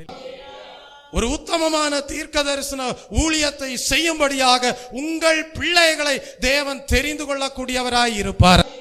அதை விட ஒரு பெரிய பாக்கியம் என்ன? தேவனே நான் ஓமதண்டையோ ஏனோ நெருங்கி சேர்வதேய ஆவல் பூமியில் ஏனோ நெருங்கி சேர்வதேய ஆவல் பூமியில். ஆதியாகமம் எழுதின புஸ்தகம் 22ஆம் அதிகாரம் 11ஆம் வசனத்திற்கு வரும்போது அங்கே ஒரு மனிதனை கர்த்தர் 2 முறை பெயர் சொல்லி அழைத்தார். ஆபிரகாமே ஆபிரகாமே என்று அழைத்தார். வாசியுங்கள். அப்பொழுது கர்த்தருடைய தூதனானவர் வானத்திலிருந்து ஆபிரகாமே ஆபிரகாமே என்று கூப்பிட்டார். அவன் இதோ அடியேன் என்றான். தெய்வ ஜனமே, அப்படியானால் ஆபிரகாமுக்கு அவசரமாக ஒரு நல்ல செய்தியை சொல்ல தேவனுக்கு இருந்தது. ஆகவேதான் 2 முறை பெயர் சொல்லி அழைத்தார், ஆபிரகாமே ஆபிரகாமே என்று. எந்த சூழ்நிலையிலே அழைத்தார் தெரியுமா? தவம் இருந்து பெற்ற ஈசாக்கை கர்த்தரே பலி கொடுக்கும்படியாக சொல்கிறார். நீங்களா இருந்தால் என்ன சொல்வீர்கள்? அது தேவனுடைய வார்த்தையே இல்லை அப்படின்னுவீங்க. தெய்வ பிள்ளையே, நீதிமான்களையும் கர்த்தர் என்ன செய்கிறார்? சில வேளைகளிலே சோதித்து அறிகிறார். ஆபிரகாமை சோதிக்கும்படியாக விரும்பினார். 25 வருடங்கள் காத்திருந்து பெற்ற ஏகபுத்திரனாகிய வாக்கு தத்துவத்தின்படி பெற்றெடுத்த ஈசாக்கை பலி செலுத்தும்படியாக கர்த்தர் பேசுகிறார். ஆபிரகாம் கீழ்ப்படிந்தாரா? கீழ்ப்படியவில்லையா? கீழ்ப்படிந்தார். ஈசாக்கை மோரியா மலைக்கு அழைத்து சென்றார். பலிபீடத்திலே கிடத்தினார். என்ன செய்தார் என்றால் கத்தியை என்ன செய்தார்? ஒரே குமாரனாகிய ஏகபுத்திரனாகிய ஈசாக்கை பலி செலுத்தும்படியாக கத்தியை ஓங்கினார். அந்த வேளையிலே வானத்திலிருந்து கர்த்தருடைய தூதனானவருடைய சத்தம் உண்டாயிற்று, ஆபிரகாமே ஆபிரகாமே என்று. அப்படியானால் ஒரு அவசரம் உண்டாயிருந்தது. 2 முறை ஹல்லேலூயா சத்தமிட்டு பெயர் சொல்லி அழைத்தார், ஆபிரகாமே ஆபிரகாமே என்று. பின்பு என்ன சொன்னார்? பிள்ளையாண்டான் மேல் உன் கையை போடாதே என்று சொன்னார். நம்முடைய தேவன் 2 முறை பெயர் சொல்லி அழைக்கும் போது அவசரமான சில செய்திகளை சொல்ல விரும்புகிறார் என்பதை நாம் அறிந்து கொள்ள வேண்டும். ஆம் தெய்வ பிள்ளையே, பின்பு ஆபிரகாமை குறித்து கர்த்தர் சாட்சி கொடுத்தார். என்ன சாட்சி? தேவனுக்கு பயப்படுகிற பயம் ஆபிரகாமுக்கு உண்டோ என்று அறியும்படியாக தேவன் சோதித்த சோதனையிலே ஆபிரகாம் வெற்றி பெற்றார். கர்த்தருக்கு பயந்து அவர் வழியிலே நடக்கிற மனுஷன் பாக்கியவான். உன் கைகளின் பிரயாசங்களை கர்த்தர் ஆசீர்வதிப்பார். உனக்கு பாக்கியமும் நன்மையும் உண்டாயிருக்கும். உன் மனைவி வீட்டோரங்களில் கனிதரும் திராட்சை கொடியை போல் இருப்பாள். உன் பிள்ளைகள் எல்லாரும் ஒலிவமர கன்றுகளை போல பந்தியை சுற்றிலும் காணப்படுவார்கள். கர்த்தருக்கு பயப்படுகிற மனுஷன் இவ்விதமாய் ஆசீர்வதிக்கப்படுவான். கர்த்தர் ஆபிரகாமின் சந்ததியை ஆசீர்வதித்தார். காரணம், கர்த்தருக்கு பயப்படுகிற பயம் ஆபிரகாமுக்கு உண்டாயிருந்தது என்பதை தேவன் உறுதிப்படுத்தி கொண்டார். இன்றைக்கு கர்த்தருக்கு பயப்படுகிற பயம் ஞானத்தின் ஆரம்பமாக உன் ஜீவியத்திலே உண்டாயிருக்குமானால் உன்னையும் பெயர் சொல்லி அழைத்து ஆசீர்வதித்து உன் சந்ததியின் பெயரையும் பெருமைப்படுத்தக்கூடியவராயிருப்பார். நம்முடைய தேவன் சர்வ வல்லமையுள்ள தேவன். அப்படிப்பட்ட தேவன் தான் மோசேயை அழைத்தார். முட்செடியின் மத்தியிலே அக்கினி பற்றி எரிந்து கொண்டிருக்கிறது. முட்செடி சாம்பலாகவில்லை. ஆனால் அதன் மத்தியிலே கர்த்தருடைய தூதன் நின்று கொண்டு பேசினார். என்ன பேசினார்? மோசே மோசே என்று பேசினார். பின்பு என்ன சொன்னார்?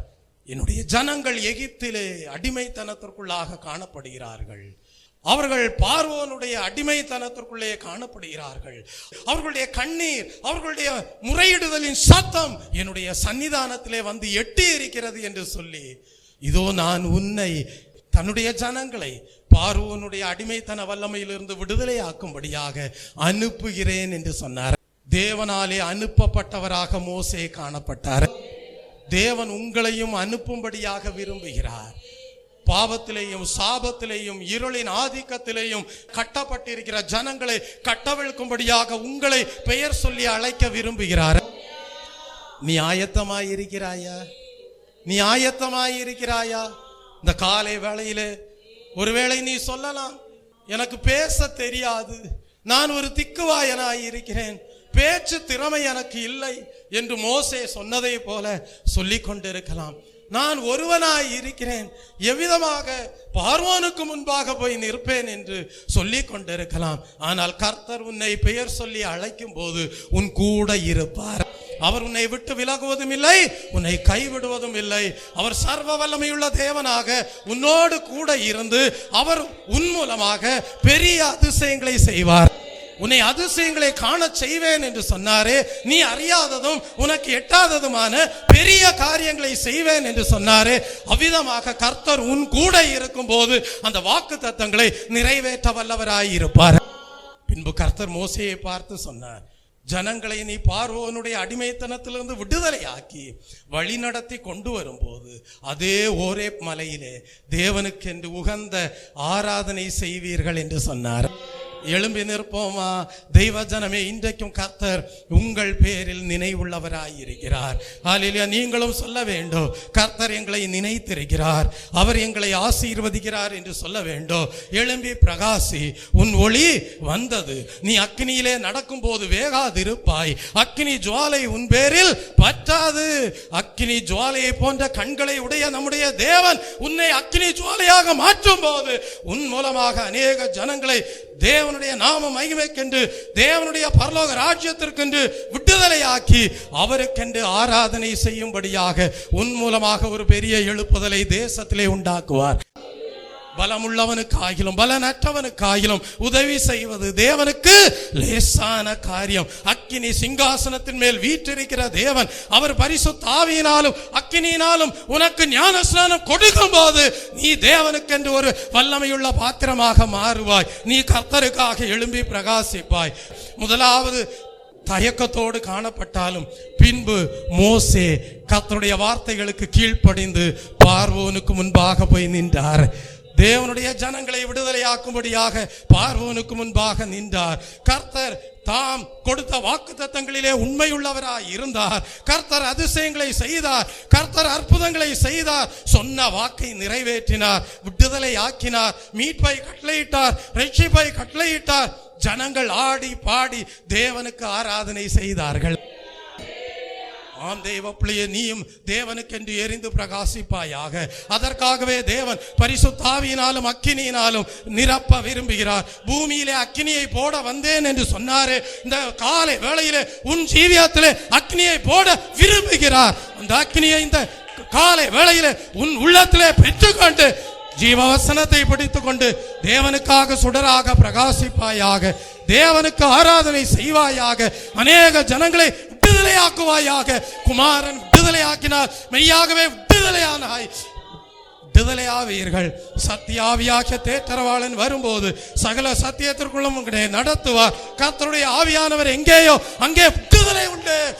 2 நினைவுகளாலே குந்தி குந்தி நடந்து கொண்டிருந்த இஸ்ரவேல் ஜனங்கள் எலியா வானத்திலிருந்து பரலோக அக்கினியை இறங்க பண்ணின போது கர்த்தரே தேவன், கர்த்தரே தேவன் என்று முழக்கமிட்டார்கள். 2 நினைவுகளாலே குந்தி குந்தி நடந்தவர்கள் ஒரே நினைவுக்குள்ளாக கடந்து வந்தார்கள். இந்த காலை வேளையிலே உன்னையும் ஒரே நினைவுக்குள்ளாக தேவன் கடந்து வர பண்ணி ஆசீர்வதிக்க விரும்புகிறார். பரிசுத்த அக்கினியினாலே அலங்கரிக்க விரும்புகிறார். எழுப்புதல் அடைய செய்ய விரும்புகிறார். வல்லமையான பாத்திரமாக உன்னை மறுரூபப்படுத்த விரும்புகிறார். தேவனே, உம்முடைய கரத்திலே என்னுடைய ஜீவியத்தை சமர்ப்பணம் செய்கிறேன் என்று சொல்லி இந்த காலை வேளையிலே உன்னுடைய ஜீவியமானது பண்படுத்தப்பட்டதாக காணப்படும்படியாக, தேவனுக்கென்று பயன்பட்டதாக காணப்படும்படியாக தேவனுடைய அழைப்பின் சத்தத்திற்கு உன் வாழ்க்கையிலே இடம் கொடுப்பாயாக. தேவன் யாருடைய வாழ்க்கையின் மத்தியிலே வாசம் பண்ணி கொண்டிருக்கிறாரோ, தேவன் யாருடைய உள்ளத்திலே வாசம் பண்ணி கொண்டிருக்கிறாரோ அவர்களுக்கு தேவனுடைய விசேஷித்த அழைப்பு உண்டு. அந்த அழைப்பின் சத்தத்திற்கு நீ உன் வாழ்க்கையிலே இடம் கொடுத்து அந்த அழைப்பின் சத்தத்திற்கு கீழ்ப்படியும் போது தேவன் தம்முடைய சித்தத்தை உங்கள் வாழ்க்கையிலே நிறைவேற்றக்கூடியவராய் இருப்பார். உங்கள் ஜீவியம் அநேக ஆத்துமாக்களுக்கு ஆசீர்வாதமானதாக காணப்படும்.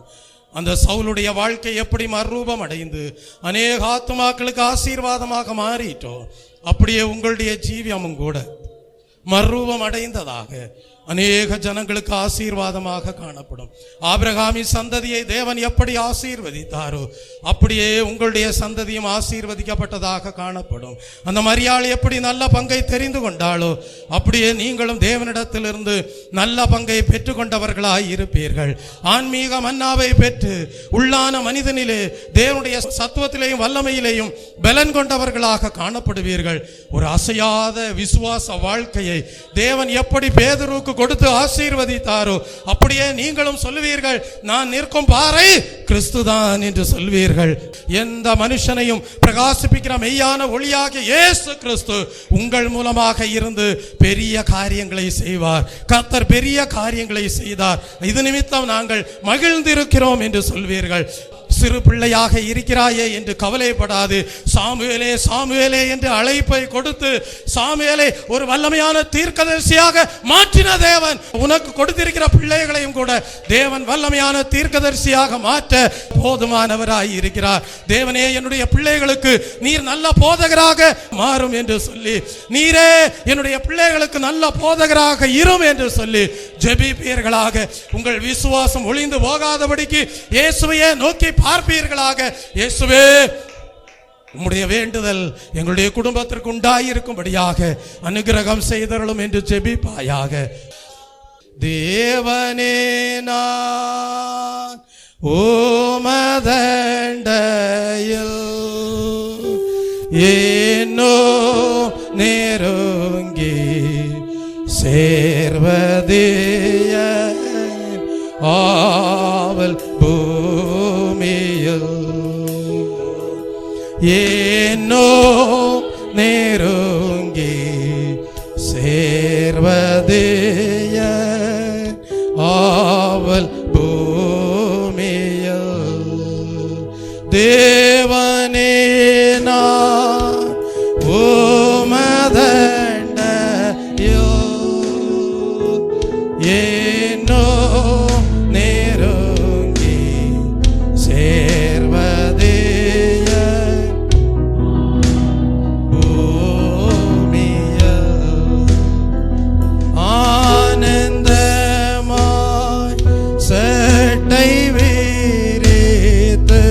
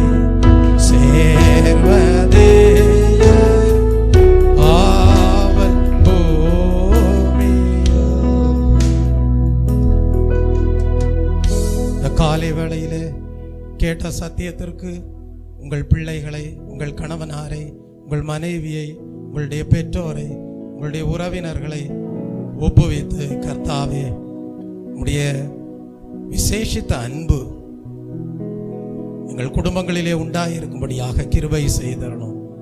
உம்முடைய அவசர செய்தி நீர் 2 முறை கூப்பிடுவதினாலே விசேஷித்த வெளிப்பாடாக எங்களுடைய குடும்பத்திலே, எங்களுடைய ஆவிக்குரிய வாழ்க்கையிலே உண்டாயிருக்க செய்தரணும் என்று சொல்லி கேட்ட சத்தியத்திற்கு உங்களையும் உங்கள் குடும்பங்களையும் ஒப்படைப்பீர்களா?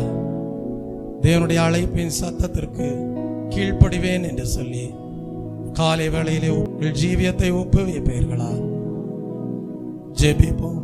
அன்பும் மகா கிருபையும் இரக்கவும் நிறைந்த பரலோக பிதாவே, ஓய்வு நாளின் காலை வேளையிலே சியோன் குமாரத்தியை கம்பீரித்து பாடு. இதோ நான் வந்து உன் நடுவில் வாசம் பண்ணுவேன் என்று கர்த்தர் சொல்லுகிறார் என்கிற தேவனே, உம்முடைய வார்த்தையின் மூலமாக நீர் உம்முடைய ஜனங்களின் மத்தியிலே வாசம் பண்ணும்போது, நீர் உம்முடைய ஜனங்களுடைய உள்ளத்திலே வாசம் பண்ணும்போது, உம்முடைய விசேஷித்த அழைப்பின் சத்தம் உமக்கென்று ஊழியம் செய்யும்படியாக உண்டாயிருக்கும் என்பதை அறிந்து கொள்ள செய்தீரே. அவ்விதமான அன்பின் குரல், ஊழியத்திற்கான அழைப்பு, விசேஷித்த வெளிப்படுத்தல்கள், தேவ செய்தி உம்முடைய ஜனங்களுக்கும் இனி வரக்கூடிய நாட்களிலேயும் கிடைக்கும்படியாக நீர் உம்முடைய பிள்ளைகளுடைய உள்ளத்திலே வாசமாயிரும். நீர் உம்முடைய பிள்ளைகளுடைய வாழ்க்கையின் நடுவிலே வாசமாயிரும். ஆசீர்வதித்து அனுப்புகிறேன். எல்லா துதி கன மகிமை யாவும் ஏறெடுக்கிறேன். உம்முடைய பிள்ளைகளுடைய ஜீவியம் நீர் கொடுக்கிற அழைப்பின் மூலமாக அநேகருக்கு ஆசீர்வாதமாக காணப்படட்டும். எல்லா துதி கன மகிமை யாவும் ஏறெடுக்கிறேன். மீட்பர் இயேசு கிறிஸ்துவின் இன்ப நாமத்தில் ஜெபிக்கிறேன். பரிசுத்தமுள்ள நல்ல பிதாவே, ஆமென். என் ஆத்துமாவே கர்த்தரை ஸ்தோத்திரி, என் முழு உள்ளமே பரிசுத்த நாமத்தை ஸ்தோத்திரி. என் ஆத்துமாவே கர்த்தரை ஸ்தோத்திரி, அவர் செய்த சகல உபகாரங்களையும் மறவாதே. ஆமென். நம்முடைய கர்த்தராகிய இயேசு கிறிஸ்துவுடைய கிருபையும், பிதாவாகிய தேவனுடைய அன்பும், பரிசுத்த ஆவியானவருடைய அந்யோன்ய ஐக்கியமும் இன்றும் என்றும் சதா காலங்களிலும் நம் அனைவரோடும், நம்முடைய குடும்பங்களோடும், சபையாரோடும் இருப்பதாக. ஆமென். ஹல்லேலூயா, ஹல்லேலூயா, ஹல்லேலூயா, ஹல்லேலூயா, ஹல்லேலூயா, ஹல்லேலூயா, ஹல்லேலூயா, ஹல்லேலூயா.